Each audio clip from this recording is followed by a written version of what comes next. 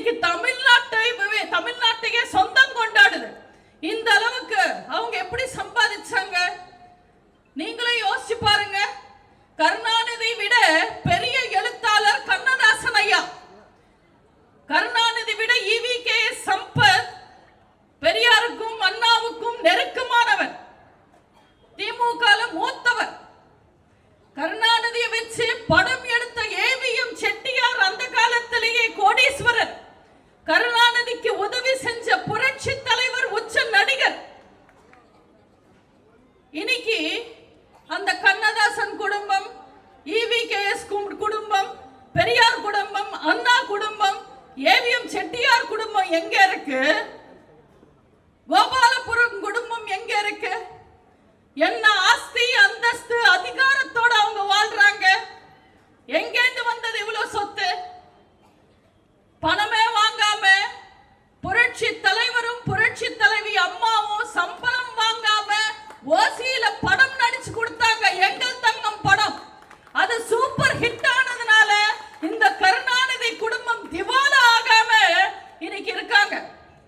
இவங்க எல்லாரும் அம்மாவை பத்தி பேசலாமா? எப்படி வந்தது இத்தனை லட்சம் கோடி? எப்படி வந்தது கருணாநிதிக்கும் அவர் குடும்பத்துக்கும் இத்தனை லட்சம் கோடி? சக்கர தின்ன எறும்பும் சாக்க தின்ன கரையானும் தான் வந்து சம்பந்தமே இல்லாம இந்த நியூஸ் எல்லாம் மறையணும்ன்றதுக்காக, இந்த நியூஸை புதைக்கணும்ன்றதுக்காக ஹிந்தி எதிர்ப்பு போராட்டம்னு ஏதோ ஒரு மூலையில போய் ஹிந்தியை எதிர்த்து போராடுவாங்க.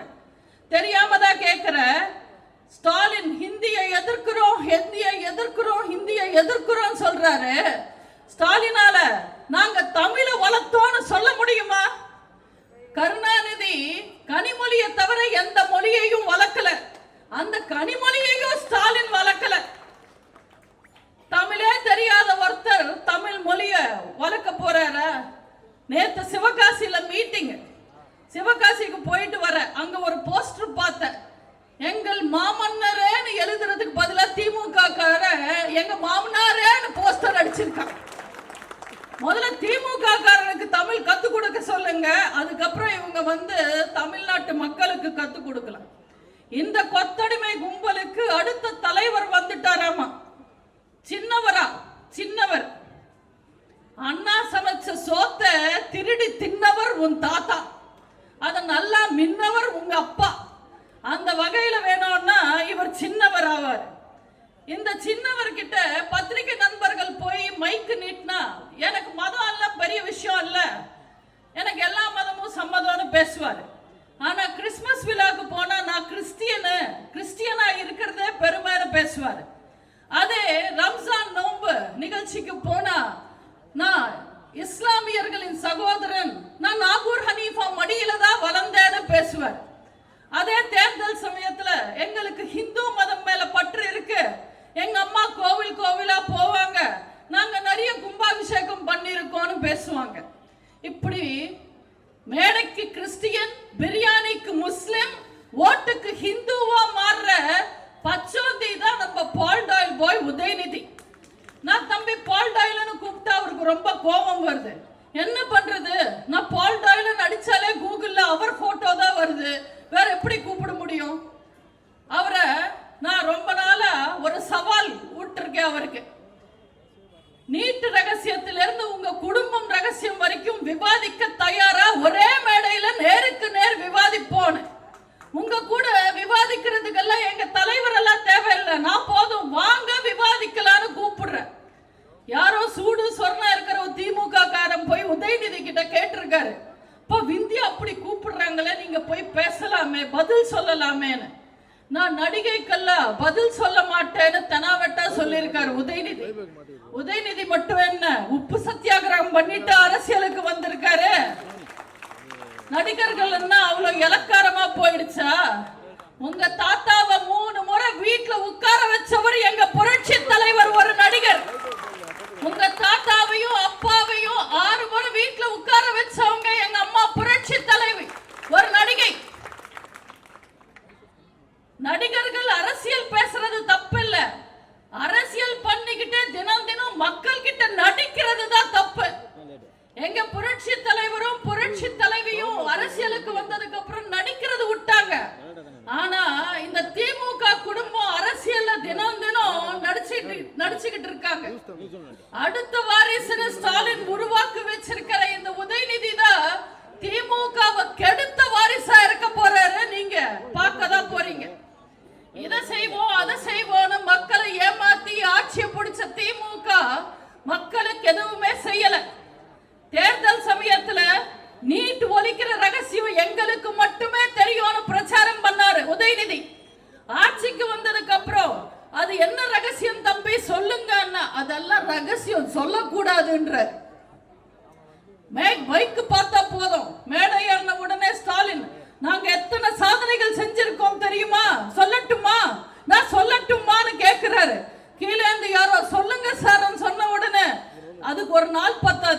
முடியாதுன்னு சொல்லிட்டு போற இவங்கெல்லாம் அரசியல்ல இருக்காங்க. நாங்க உண்மையில எங்க அம்மாவும் அதிமுக ஆட்சி காலத்தில் அண்ணன் எடப்பாடியாரும் இந்த தொகுதிக்கு அண்ணன் சத்யா அவர்கள் செஞ்ச சாதனைகளை சொல்லணும்னா ஒரு நாள் பத்தாது, ஒரு மாசம் பத்தாது. ஆனாலும் ஸ்டாலின் மாதிரி நான் ஓடி போக மாட்டேன், லிஸ்ட் வச்சிருக்கேன், நான் லிஸ்ட் போட்டு சொல்லுவேன் ரொம்ப முக்கியமான சாதனைகளை மட்டும்.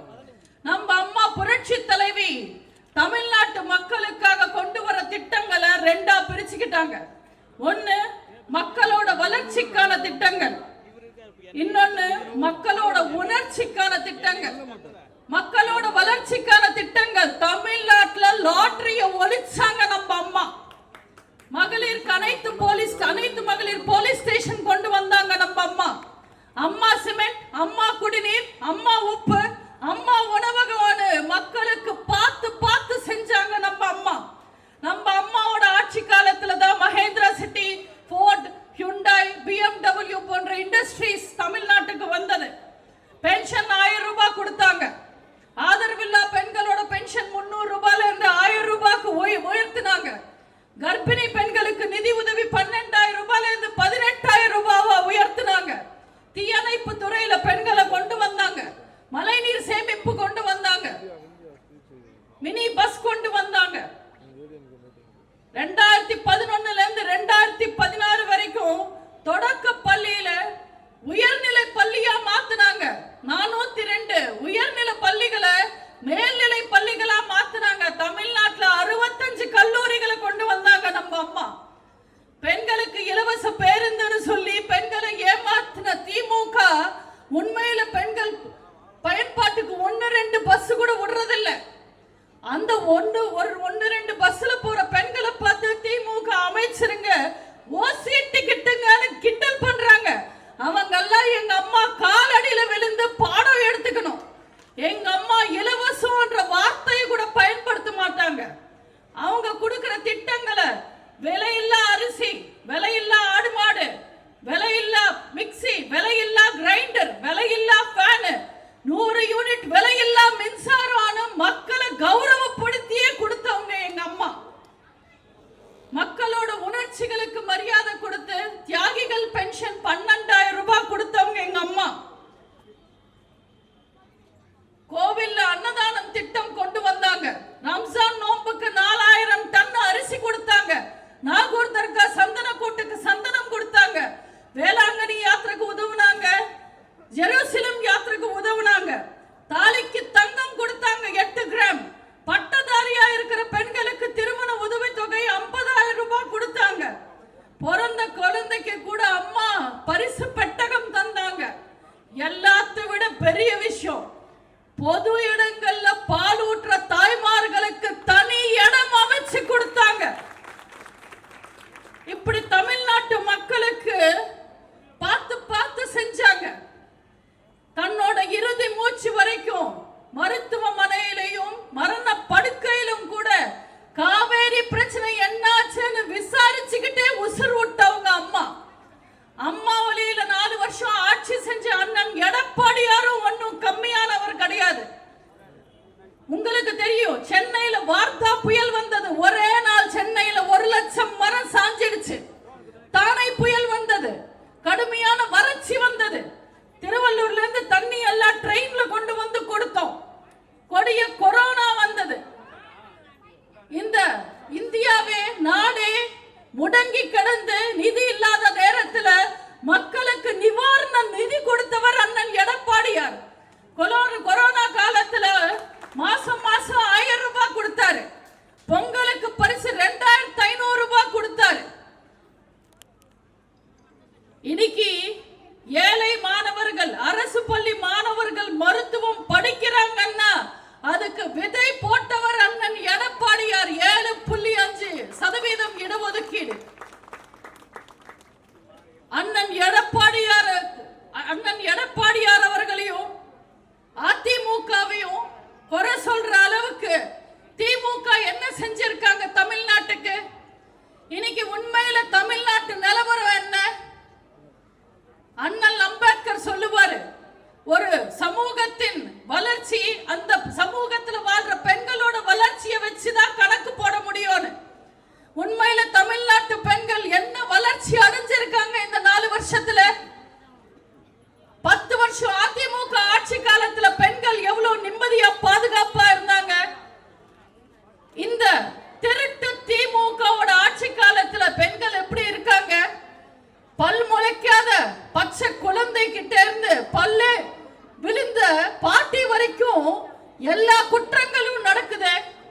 இந்த 4 வருஷத்துல மட்டும் பெண்களுக்கு எதிரான குற்றங்கள் போக்சோ வழக்குகள் எத்தனை தெரியுமா? 20,000 போக்சோ வழக்கு பதிவாயிருக்கு. பெண்களுக்கு எதிரான குற்றங்கள். இது திமுகவே கணக்குல கொடுத்த கணக்கு. அதாவது பெண்கள் தைரியமா போலீஸ் ஸ்டேஷனுக்கு வந்து கம்ப்ளைண்ட் கொடுத்து பாதிக்கப்பட்டவங்க எஃப்ஐஆர் போட்ட கேஸ் மட்டும் 20,000 4 வருஷத்துல. அப்போ வெளிச்சத்துக்கு வராம எத்தனை பெண்கள் கஷ்டப்படுறாங்க.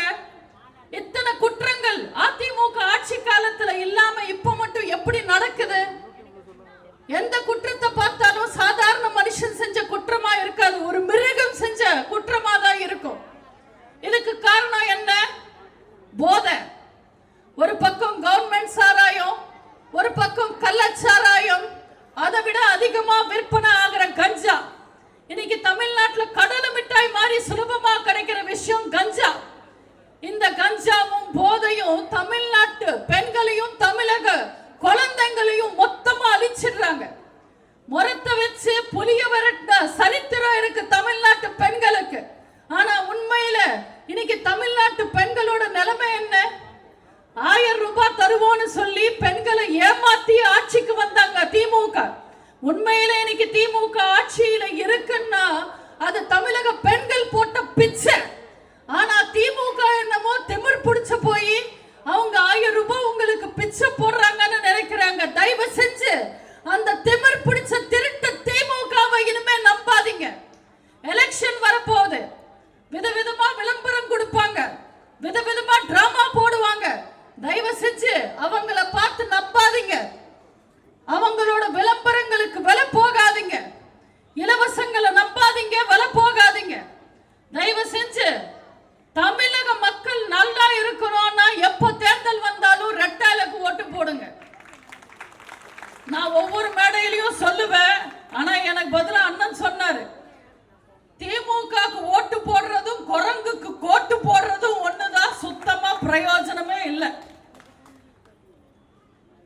ஜெயலலிதா எனும் நான், அந்த ஒரு வார்த்தை எத்தனை பேருக்கு உற்சாகத்தை ஊற்ற மந்திர சொல்லு தெரியுமா? மக்களால் நான், மக்களுக்காகவே நான் வாழ்ந்து வரலாறானவங்க நம்ம அம்மா புரட்சி தலைவி.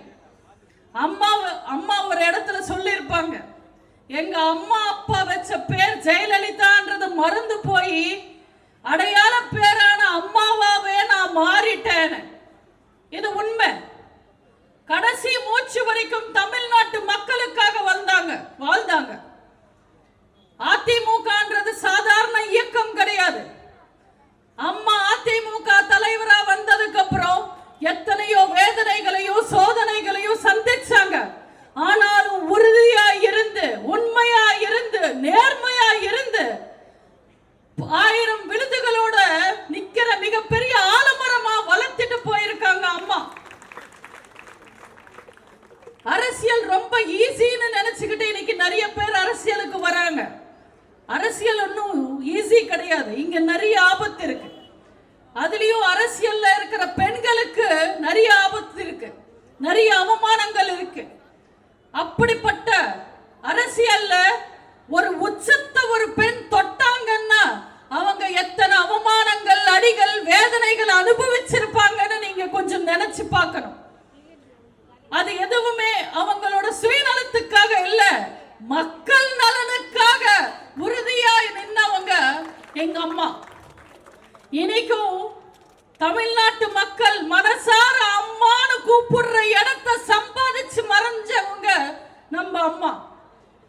ராஜீவ் காந்தி காலத்திலிருந்து ராகுல் காந்தி காலம் வரைக்கும் எத்தனையோ பழந்தின்னு கொட்ட போட்ட ஜாம்பவானுங்களுக்கு சிம்ம சொப்னமா இருந்தவங்க நம்ம அம்மா. சமூக நீதிக்கு அடையாளமா இருந்தவங்க நம்ம அம்மா. மக்களால் நான், மக்களுக்காகவே நான் வாழ்ந்தவங்க நம்ம அம்மா. 10 வருஷம் அதிமுக ஆட்சி காலத்துல, அம்மாவோட ஆட்சி காலத்துல நீங்க எவ்வளவு அமைதியா, நிம்மதியா, சந்தோஷமா இருந்தீங்கன்னு யோசிச்சு பாருங்க. அதிமுக ஆட்சி காலத்துல உங்களுக்கு விலகேத்துனாங்களா, வரி ஏத்துனாங்களா? இன்னைக்கு கழுத்துல இருக்கிறது கவரிங் செயினா, உண்மையான தங்க செயினான்னு தெரியாமலே கழுத்து அறுத்துடுறாங்க. இலவசங்கள் தேவையில்லை மக்களே, உசுர் இருந்தா போதும் தமிழ்நாட்டு மக்களுக்கு. நீங்க மறுபடியும் பாதுகாப்பா இருக்கணும்னா, தமிழக பெண்களை எவனும் தொடாம இருக்கணும்னா, நம்ம குழந்தைங்களோட எதிர்காலம் நல்லா இருக்கணும்னா, தமிழ்நாட்டு போலீஸ் மீண்டும் ஹீரோ ஆகணும்னா தயவு செஞ்சு ரெட்டாலைக்கு ஓட்டு போடுங்க. அம்மாவை நம்புனா ஆண்டவனை நம்புன மாதிரி நிச்சயமா நம்ம எல்லாரும் நல்லா இருப்போம். எப்ப தேர்தல் வந்தாலும் ரெட்டாலைக்கு ஓட்டு போடுங்க. தொண்டர்களே, 4 வருஷத்துல திமுக